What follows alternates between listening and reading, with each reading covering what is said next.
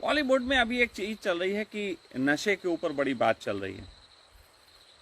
मैं जब नशे के ऊपर बोलूंगा तो निश्चित बहुत लोग कहेंगे खुद ही सुट्टा लगा के बैठा हुआ है। तो दोस्तों विश्वास मानो, मुझे सुट्टे की कोई जरूरत नहीं। मैं ऑलरेडी जीवन को इतनी मस्ती के साथ जी रहा हूं कि वो मुझे नशा उतरता ही नहीं। हाँ, सुट्टे से मेरा विरोध भी नहीं है। जो लोग पीते हैं मुझे उनको मना करने में कोई वो नहीं है कि रस नहीं। हाँ, लेकिन किन अर्थों में नशे का विरोध होता है जरा उसकी बात कर लेते हैं। सबसे पहले जो नशे का विरोध होता है वो होता है धार्मिक तल पे। धार्मिक तल पे नशे का विरोध सिर्फ इसलिए है कि नशे से आत्मा का नाश होता है। इससे मैं सहमत हूं। धार्मिक अर्थों में किसी को नशा जो है वो करने के लिए जो है मैं नहीं कहूंगा। लेकिन क्या जबरदस्ती तुम पे नियम ठोक के तुम्हें चलाया जाए, इससे आत्मा नहीं मरती? क्या इस तरीके की मूर्ता चारों तरफ देख के चुप रह जाने से तुम्हारी आत्मा नहीं मरती? क्या हिंदू मुस्लिम के नाम पे देश को बांटने की साजिश, और जब देश को ज़रूरत है कि किसानों के मुद्दे हैं, बेरोजगारी के मुद्दे हैं, इन मुद्दों पे बात करें, तब पूरे तरीके से ये चैनल इस तरीके के मुद्दों पे या बॉलीवुड पे आके अटक गए। जैसे बॉलीवुड की सफाई करना उनका परम कर्तव्य है। आप साजिश की बात देख लो, इतनी ज़बरदस्त साजिश कि जिस समय कोरोना के आंकड़े बताए जाते हैं, मुंबई में कितने बढ़ गए, दिल्ली में कितने बढ़ गए बताए जाते हैं, बाकी प्रदेशों के नहीं बताए जाते, क्योंकि बाकी प्रदेशों में बढ़ नहीं रहे। वहां तो बीजेपी सरकार है, भगवा से तो वो घबराते हैं। आप भगवा पहन लो, आपको कोरोना नहीं हो सकता। चाय के खोखे बंद करवा दिए जा रहे हैं, कोरोना की वजह से भीड़ लगा रहे हैं, उसका पालन नहीं कर रहे। लेकिन नेता लोग जो हैं अपनी रैलियां कर रहे हैं, भीड़ लगा रहे हैं, इनकी कोई रैलियां बंद नहीं कराई जाती।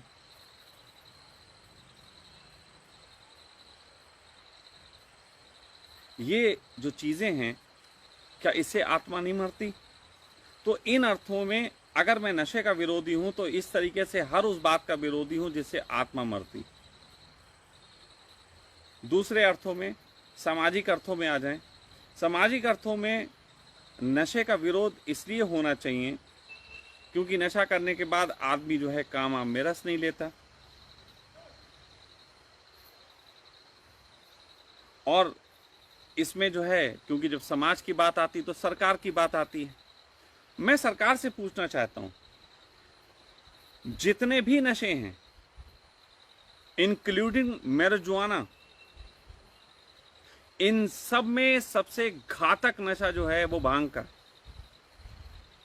मैं इस बात के लिए शर्त लगा सकता हूं, इस पे प्रयोग करके भी लोगों को दिखाने को तैयार हूं, सबसे खतरनाक नशा भांग का। लेकिन भांग के नशे के ठेके होते हैं। शराब सबसे ज्यादा महंगी इन अर्थों में मिलती है कि आदमी सरलता से पीता है और हर आदमी पीता है। महंगी पे महंगी कर दी जा रही, सरकार बहुत टैक्स लेती है जिसपे बहुत टैक्स की जरूरत नहीं, लेकिन क्योंकि सरकार को टैक्स मिलता है इसलिए बिक रही। अभी अनुराग कश्यप या दीपिका पादुकोण या रिया चतुर्वेदी या और सो कॉल्ड जो भी नाम चल रहे हैं, अगर शराब पीते पाए जाते कोई बैन होता? नहीं होता। शराब क्योंकि नशा नहीं है उनकी नजर में, नशा वो है जिससे उनको टैक्सेस नहीं मिल रहे। अब जरा उस पर भी थोड़ा सा खेल पे आ जाते हैं। आपकी दवाइयां कितनी बनती हैं आपको मालूम है इन नशों से? इन नशों का बहुत बड़ी संख्या में दवाई बनाने में उपयोग होता है और वो इनडायरेक्ट वे में आप सब खाते हैं। फिर सबसे बड़ा सवाल और वो ये है कि एक आदमी नशा करने को मजबूर क्यों होता है, वो नशा क्यों करता है? जरा हम उस पर बात करें तो पता लगेगा कि हमारी पूरी सामाजिक व्यवस्था सड़गल गई है। एक आदमी इतना ज़्यादा दुखी, इतना ज़्यादा विक्षिप्त हो गया है कि अब नशे का सहारा लेके सो जाने के अलावा उसे कुछ नज़र नहीं आता। इस सामाजिक व्यवस्था की जब बात कहूँगा तो मैं सबसे पहले संबंधों की बात कहूँगा जो सड़गल गए, जो पूरे तरीके से बर्बाद हो चुके हैं। सबसे बड़ा जो है वो संबंधों से सड़ांध उठ रही, इसीलिए लोग नशे की तरफ आतुर हैं। दूसरी सड़ांध उठ रही है कि आदमी को जो उसकी एनर्जी है उसके अनुरूप उसको कार्य नहीं मिलते, लोगों में बेरोजगारी है या धन कमाने के लिए वो करना पड़ रहा है जो उनके स्वभाव में नहीं, इसलिए जो है वो नशे लेते हैं। नशे लेते हैं इसलिए क्योंकि महत्वाकांक्षा की एक अंधी दौड़ में हमारी शिक्षा ने हमें लगा दिया। हमारी शिक्षा बिना आदमी का स्वभाव जाने उसको बस एम्बिशंस की शिक्षा देने में लगी हुई। डॉक्टर बनना, इंजीनियर बनना, आईएएस बनना, पीसीएस बनना। अरे पूछो तो किसी को बनना है कि नहीं बनना है।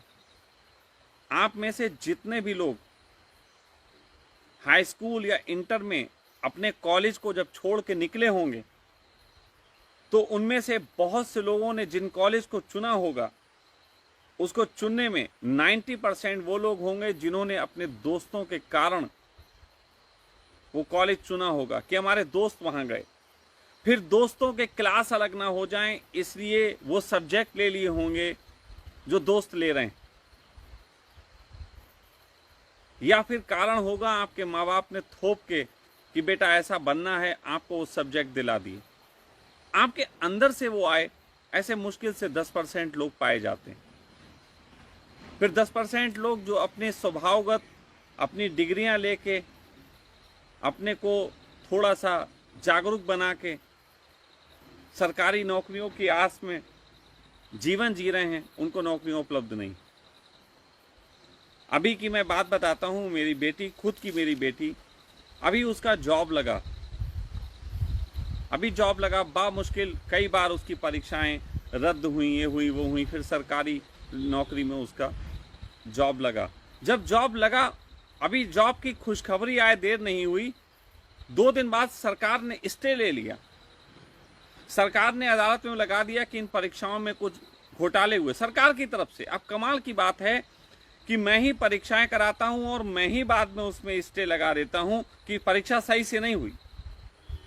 जूता किसे मारोगे, गुनहगार किसे कहोगे? लचर व्यवस्था ऐसी है कि पूछो मत। तो ऐसे में तो 10% लोग हैं जो अपने स्वभाव में जीने के लिए, अपने तरीके से चलने के लिए जिंदगी को चुनते हैं और वो वैसी जिंदगी पा नहीं पा रहे, फिर नशे का सहारा लेते हैं। और जितने भी ज़्यादा एम्बिशंस के क्षेत्र हैं, जैसे हॉलीवुड है, बॉलीवुड है, ये जो अभिनय का क्षेत्र है, ये बहुत एम्बिशंस वाला क्षेत्र है। इस एम्बिशंस के क्षेत्र में बहुत ज़्यादा नशा है। और मैं बात कहूँ तो पत्रकारिता का क्षेत्र बहुत एम्बिशंस वाला है। पत्रकारिता के क्षेत्र में बहुत नशा है। शायद ही कोई ऐसा पत्रकार हो जो शाम को एक बोतल ना तलाशता। दिन भर जुगाड़ में ढूंढते हैं, आज शाम को कहाँ बोतल मिल जाएगी। जितने भी ऐसे एम्बिशंस वाले क्षेत्र, बहुत ऊंचे बिजनेसमैन हैं, उनमें नशे चल रहे हैं। मार्केटिंग में जो लोग काम करते हैं, मार्केटिंग का क्षेत्र भी बहुत एम्बिशंस वाला होता है। मार्केटिंग के जॉब में जो लोग हैं वो ज़्यादातर उसमें नशा करने लगते हैं शाम को। तो नशे का कारण क्या है? नशे को हम गालियां दें, इससे पहले यह भी तो जाने कि नशा लोग कर क्यों रहे हैं। मैंने अपने तरीके से अपनी जिंदगी चुनी, अपने तरीके से चला, और विश्वास मानिए मैं कभी नशे का आदी नहीं रहा, कभी भी नहीं। जिस तरीके से मैं कहता हूं कि धन को मैं अपने पैरों पे रखता हूं, उसी तरीके से नशे को भी अपने जूतों पे रखता हूं।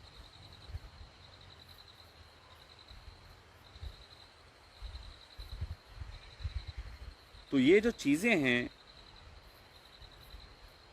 जो हॉलीवुड और इन सब की बातें उठा के आज ऐसे कहे जा रहे हैं, मैं आपको कई ऐसे पत्रकारों के नाम बता सकता हूं जो न्यूज़ चैनल में जिस समय वो बैठते हैं चर्चा के लिए, उस समय दारू पी के बैठते हैं।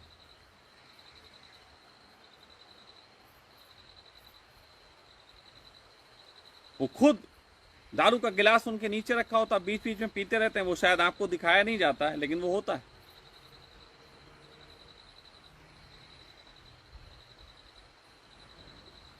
ये जो चीज़ आज की तारीख में चल रही है, मैं विश्वास से कहता हूं कि इस देश का जितना बुरा समय इस समय चल रहा है, ना इससे पहले 70 सालों में चला, ना उससे पहले 200 साल अंग्रेजों के शासनकाल में चला, उससे पहले 1000 साल मुगलों की गुलामी में चला।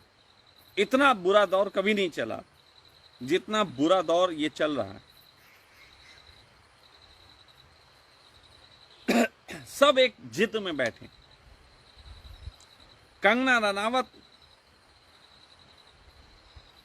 वो अपने मुद्दे उठा रही हैं। कंगना रनावत कहती हैं कि उनको कोई सर्टिफिकेट देने वाला होता कौन है, लेकिन स्वयं वो पूरे जगत को सर्टिफिकेट बांट रही।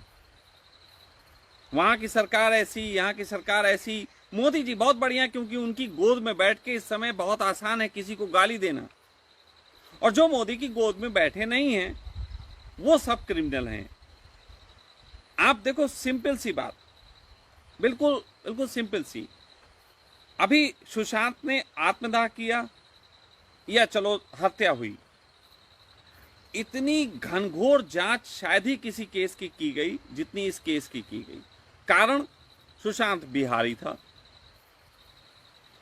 उसके बाद वो कह रही है कि ये सुशांत भी नशा लेता था। सब वो बच्चा था, वो मासूम था, उसको नशा दूसरे दे रहे थे। लेकिन अभी जो और लोग नशे की उसमें आ रहे हैं सुनने में, रिया चक्रवर्ती, ये सब दुष्ट लोग हैं। अगर नशा ही लेना वाला दुष्ट है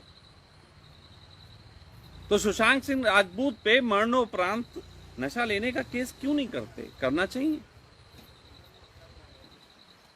मरणोपरांत उस पे भी एक केस होना चाहिए।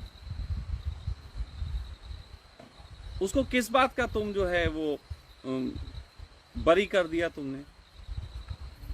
कंगना रनावत भी कहती हैं कि कभी को वो नशे लेती थी, तो उन पे भी फिर कि अतीत में लिए गए नशों के कारण। मैं तो कहता हूं कि इस जगत में हर इंसान को अपने तरीके से जीवन जीने का हक होना चाहिए। जब अदालतें ये भी कह सकती हैं कि एक व्यक्ति अपनी मर्जी से इच्छा मृत्यु को उपलब्ध हो सकता है, तो कम से कम अगर कोई व्यक्ति कहता है कि मैं इस तरीके का नशा लेता हूं, तो उसको उस तरीके की छूट मिलनी चाहिए। सरकार उसके लिए टैक्सेस लगा ले, जो कि टैक्सेस की आड़ में सब कुछ करती है। टैक्स, शराब पीना नुकसानदेह, टैक्स की आड़ में बिकता है। जुआ खेलना नुकसानदेह, टैक्स की आड़ में होता है। भांग खाना नुकसानदेह, टैक्स की आड़ में होता है। इवन की वैश्यावृत्ति गलत है, लेकिन टैक्सों की आड़ में होती है।